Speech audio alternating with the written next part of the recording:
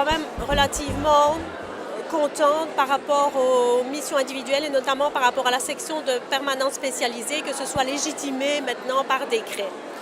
Évidemment, je pense que c'est des sections qui sont présentes dans l'arrondissement de Charleroi depuis 2005, mais je pense qu'au niveau de la reconnaissance des travailleurs, ça a une importance aussi et ça permet aussi de cadrer davantage d'interventions pour permettre un meilleur accueil au niveau du public. Ce qu'on peut regretter tout de même, c'est que pas uniquement pour cette section, les modalités soient organisées par le gouvernement.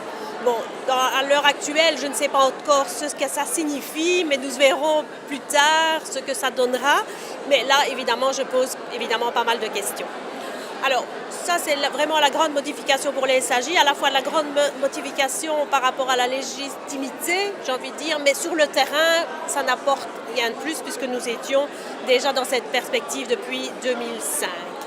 Alors, au niveau du champ de la prévention générale, là, je pense que c'est le grand défi du conseiller de sa section de prévention générale, puisque pour la première fois, le conseiller d'aide à la jeunesse devra évidemment développer son propre projet, ce qui n'était pas le cas auparavant. C'était plutôt... il y avait déjà certains projets de prévention générale, mais ça n'avait pas l'envergure que ça veut avoir. Alors je pense que le grand défi, ce sera effectivement de rester cohérent par rapport au travail du CAJ, par rapport au travail de tous les acteurs de terrain. Et là, je pense qu'il faudrait être assez vigilant pour ne pas être dans de la redite et que ce soit à la fois, je vais employer le mot, du cloisonnement, qu'on a essayé de décloisonner finalement pour renforcer un cloisonnement. Donc là, maintenant, je ne parlerai pas des moyens. Et la question que je me pose en tant que conseillère, comment je vais faire tout ça au niveau temps ?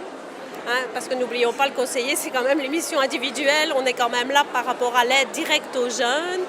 Mais je pense que c'est en tout cas pour moi intéressant, ça peut être passionnant et ça peut me recréer, j'ai envie de dire, un nouveau dynamisme qu'il faut bien dire dans l'ancienne formule et l'ancien CAJ.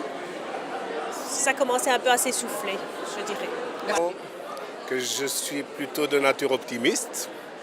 Bon, c'est clair qu'au niveau des modifications par rapport aux droits des jeunes, par rapport à la prévention, je pense que ce sont des choses qui peuvent être intéressantes. Maintenant, il faut voir évidemment quelles sont les implications et l'impact sur le terrain, parce que là, ça reste toujours de la théorie, ça c'est clair et net.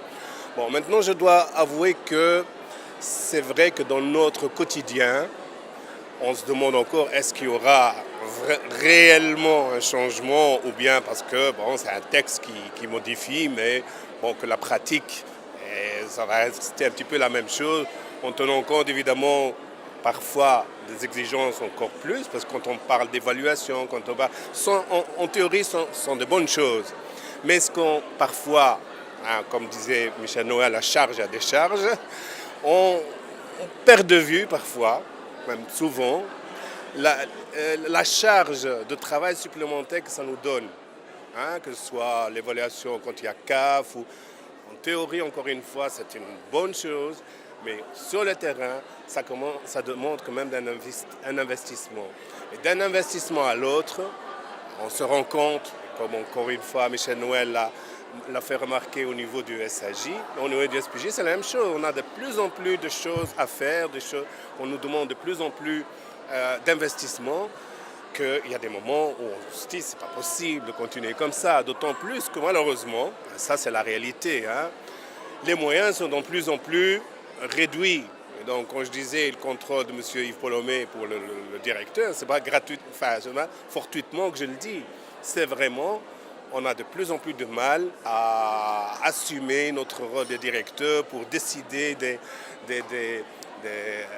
dépenses de manière tout à fait, je veux dire, autonome. Et ça, c'est pas en soi, encore une fois, parce qu'il faut des limites, il faut des règles, je suis tout à fait d'accord.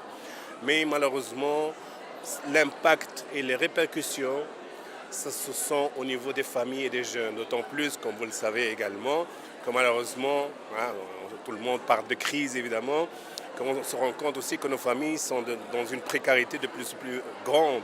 Et en fait, on se retrouve dans ce cercle vicieux.